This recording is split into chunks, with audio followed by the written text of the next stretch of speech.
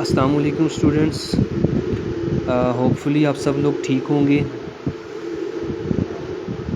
कुछ मसरूफ़ियत की वजह से मैं प्रॉपरली रेगुलरली आपके लेक्चर्स टैग नहीं कर सका ग्रुप में, तो मैं कोशिश करता हूँ इंशाल्लाह कि आज से हम प्रॉपरली अपने काम को शुरू करें।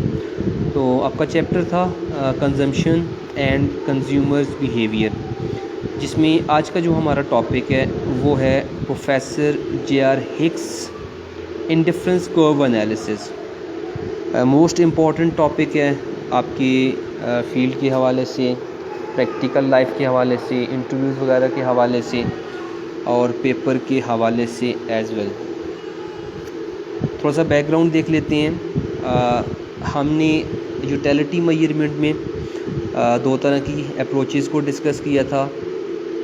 ऑर्डिनल मेजरमेंट ऑफ यूटिलिटी और सेकंड जो हमने डिस्कस की थी वो थी ऑर्डिनल मेजरमेंट ऑफ यूटिलिटी। दो तरह की अप्रोचेस थी हमारे पास।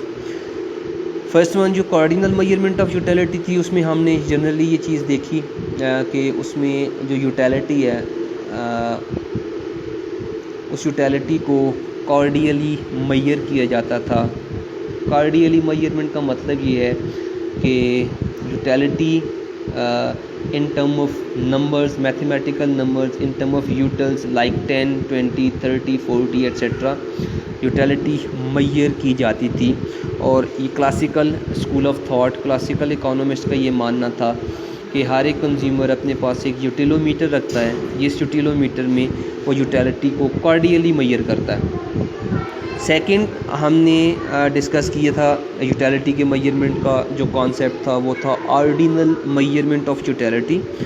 और ordinal measurement of utility new classical economist की अप्रोच है, जिसमें इकोनॉमिस्ट का, न्यू क्लासिकल इकोनॉमिस्ट का ये कहना है कि utility can't be measure cardinally. Utility को हम कभी भी कार्डिनल मैनर्स में, कार्डिनल टर्म्स में लाइक 20, 30, 40 मेजर नहीं कर सकते, बल्कि utility is a type of feeling, is a type of satisfaction that derived after having consumed a good. कि जब आप किसी कमोडिटी को कंज्यूम कर लेते हो उसके बाद जो आपको एक मेंटल सेटिस्फेक्शन मिलती है, that is called the utility. It is not possible to measure feeling of a human being. ये मुमकिन नहीं है कि ह्यूमन बीइंग की फीलिंग्स को हम मेजर कर सकें, मेंटल सेटिस्फेक्शन को मेजर कर सकें। हम ये कह सकें कि जब आप कोई कमोडिटी, कोई गुड कंज्यूम करते हो तो आपको सेटिस्फेक्शन मिलती है like 20, 30। It is not possible practically. ये न्यू क्लासिकल इकोनॉमिस्ट का इन ऑर्डिनल मेजरमेंट ऑफ यूटिलिटी ये मानना था। तो ये जो आज हम टॉपिक डिस्कस करने जा रहे हैं, इंडिफरेंस कर्व्स एनालिसिस, ये टॉपिक हमारा लिंक करता है जो सेकंड मेथड है यूटिलिटी मेजरमेंट का, that is the ordinal measurement of utility, जिसमें हमने देखा है कि यूटिलिटी को आप cardinally in term of mathematical numbers measure नहीं कर सकते, बल्कि हम ये कहते हैं कि utility is a type of mental satisfaction that we derived after having consumed a good. सबसे पहले हम देख लेते हैं कि ये इंडिफरेंस कर्व है क्या चीज़, देन हम इसको डिराइव कर लेंगे स्केड्यूल बना के प्रॉपरली डायग्राम के थ्रू। नेक्स्ट हम इसको कैरेक्टरिस्टिक्स की बात करेंगे, इसकी जो हमारे पास अजम्पशंस हैं फिर हम उनकी तरफ जाएंगे। तो मैं यहाँ पे पहले इंडिफरेंस कर्व की डेफिनेशन लिखता हूँ, फिर हम इंशाल्लाह इसको आगे लेके चलेंगे।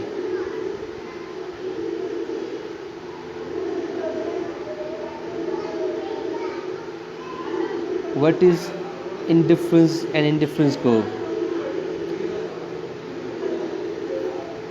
इसको शॉर्टली IC लिखते हैं, तो मैं इसको अभी IC ही लिख के आगे जाऊंगा। An IC is a contour line that slopes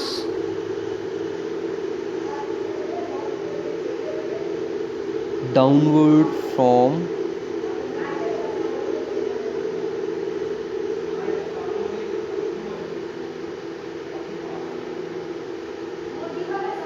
left to right, showing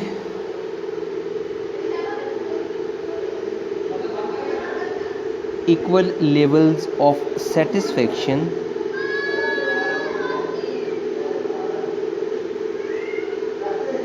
equal levels of satisfaction on each of its point on each of its points with the given amount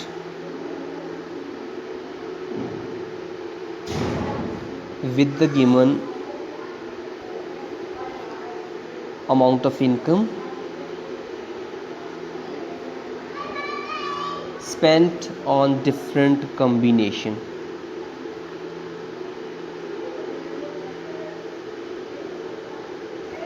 Spent on different combinations. As the IC means मैंने आपको बता दिया indifference curve होता है is always convex to the origin. Most property आप कह सकते हो इंडिफरेंस कर्व की कि हमेशा कॉन्वेक्स टू द ओरिजिन रहती है. Convex to the origin. It shows that the marginal rate of substitution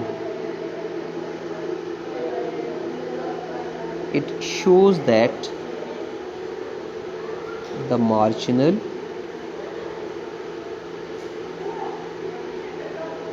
rate of substitution जिसको हम MRS कहेंगे gradually falls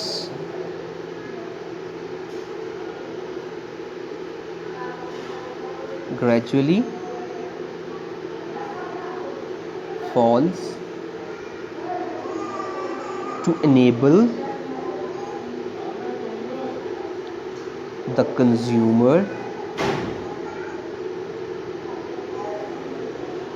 to move from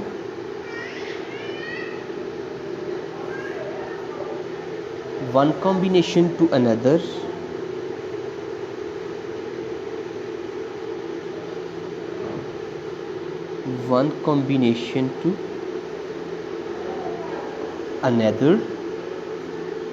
of two commodities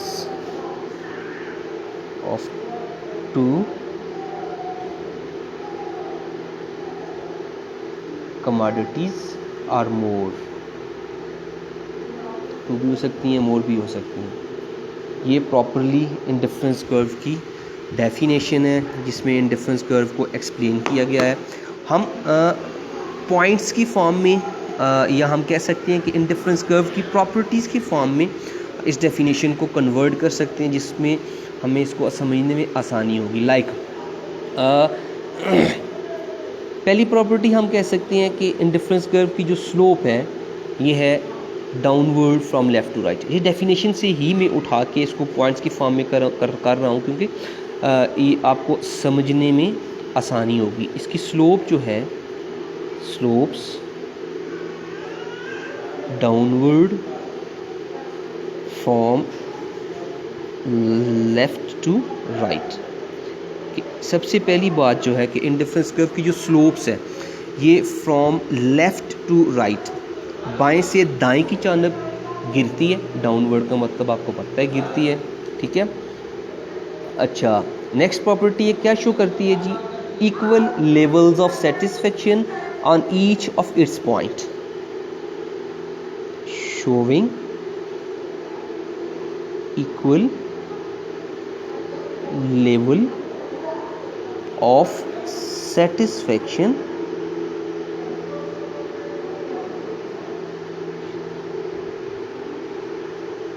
on each of its point. इसके हर एक point पे, हर एक कॉम्बिनेशन पे जो लेवल ऑफ सेटिस्फेक्शन होगा वो एग्जैक्टली क्या होगा, सेम होगा। आप इंडिफरेंस कर्व जब हम ड्राइव करेंगे तो देखेंगे उसके हर एक पॉइंट में हर एक पॉइंट पे जो लेवल ऑफ सेटिस्फेक्शन होगी वो क्या होगी, सेम होगी। मैं बताऊंगा कि इसमें क्या लॉजिक है। नेक्स्ट जो है indifference curve is always convex to the origin. Third property कर लेते हैं कि IC always convex to the origin.